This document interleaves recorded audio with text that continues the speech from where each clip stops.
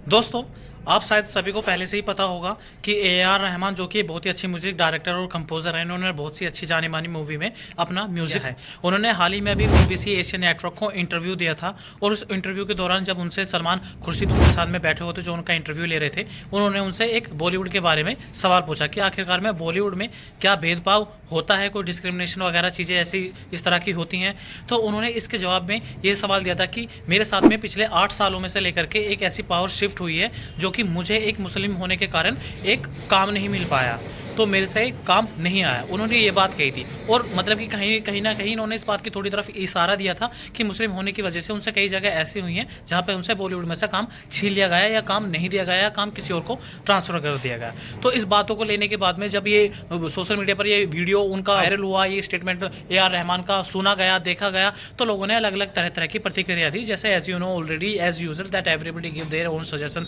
On their own somebody's opinion, कि उन्हें जो कुछ भी लगता है। लेकिन उन्हें जो बात ए आर रहमान ने जो बात भी इस इंटरव्यू में बोली वो काफ़ी सहज तरीके से, काफ़ी सौम्य तरीके से और विनम्र तरीके से उन्होंने इस बात को बोला था। उन्होंने जो उनके अपने खुद के अपने पर्सनल एक्सपीरियंस थे वो उन्होंने साझा किए थे, उन्हें जैसा महसूस होता है, उन्हें जैसा लगता है। लेकिन ये इंटरव्यू आ जाने के बाद में जो आप जावेद अख्तर को जानते होंगे, काफ़ी अच्छे लिरिसिस्ट हैं, स्क्रिप्ट राइटर हैं, स्क्रीन राइटर है, उन्होंने इस बात को लेकर के कहा है कि बॉलीवुड में there is no communal element in the Bollywood. तो उन्होंने उनकी बात से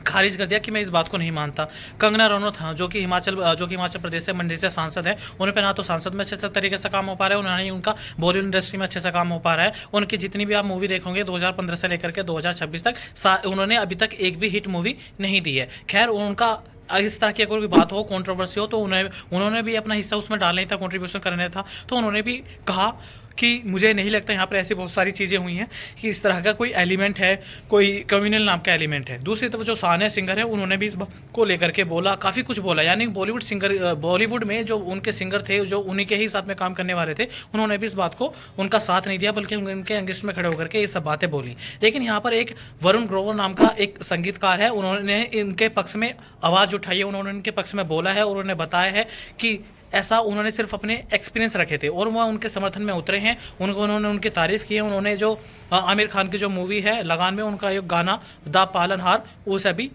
बताया है उन्होंने इंस्टा पोस्ट में, एक्स पोस्ट में वो रिलीज करके उनके समर्थन में उतरे हैं। तो दोस्तों, आप लोगों को क्या लगता है जब कोई इंसान अपने एक्सपीरियंस शेयर करता है किसी इंटरव्यू के दौरान में, उसे जो फील होता है वो अपनी उस बात को वो बोल देता है। अब उस बात में कितनी सच्चाई है या नहीं है, आप इस बात को देख लीजिए कि उनके इंटरव्यू में देखिए इस बात को बोले जाने के बाद में जिस तरह से हेट उनके ऊपर फैला है, जब तक उनका कोई माफ़ी का बयान नहीं आ गया, जब तक कम्युनिटी के बयान नहीं आ गया, जब तक उन्होंने भारत की, मोदी की, रामायण की ये सारी चीज़ें तारीफ नहीं कर दी, उनका आ नहीं गया, तब तक उनका भीड़ ने पीछा नहीं छोड़ा, इस जहरीली भीड़ ने। तो आप लोगों को क्या लगता है कि हमारी बॉलीवुड इंडस्ट्री में आज के टाइम में कोई अपने पर्सनल एक्सपीरियंस भी शेयर करता है, अगर पब्लिक को नागवार गुजरते हैं, उस जहरीली पब्लिक तब तक उसके पीछे पड़ी रहती है, तब तक उससे वो दबाव बना करके माफ़ी ना बुलवा ले। तो ए आर रहमान ने यहाँ पर अब माफ़ी मांग ली है। ए आर रहमान ने यहाँ पर बताया गया है कि मैं अपने देश को, अपने भारत को और बहुसंस्कृति कल्चर को कितना ज़्यादा पसंद करता हूँ और मुझे यहाँ में बहुत उत्साह है, मैं बहुसंस्कृति में बहुत ज़्यादा उनका उत्साह हूँ, उनकी आवाज़ बनने की कोशिश करता हूँ और मैंने बला बला बला उन्होंने बहुत सारी बातें बोली है। तो बेसिकली आप लोगों को क्या लगता है कि इस तरह का कल्चर हमारे इंडिया में जिस तरह का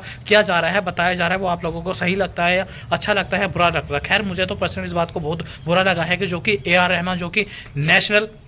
इन्हें ऑस्कर मिल चुका है, कि बहुत सारे अवार्डों से नवाजा जा चुका है और हर कोई इन्हें जानता है, जो कि बॉलीवुड इंडस्ट्री में, चाहे वो म्यूजिक इंडस्ट्री हो, बॉलीवुड इंडस्ट्री हो, या जिन्हें मूवी और गाने देखने सुनने का शौक हो, हर कोई इनके बारे में जानता ही होगा। तो क्या ये सही है या गलत है, आप लोग खुद तय कीजिए। क्या ऐसा होना चाहिए या नहीं होना चाहिए? क्योंकि अब आगे से अगर ऐसा कुछ भी होगा तो शायद ए आर रहमान सोचेंगे अगर मैंने ऐसा कुछ बोला जो हो, भले ही मेरी स्टैंड पॉइंट ऑफ व्यू से, पीओवी से, पॉइंट ऑफ व्यू से सही हो, लेकिन वो सामने वाले को अगर बुरा लग जाए तो बेहतर यही है कि हम चुप ही हो जाए। कि क्या ये हमारे देश के अंदर सच बोलने की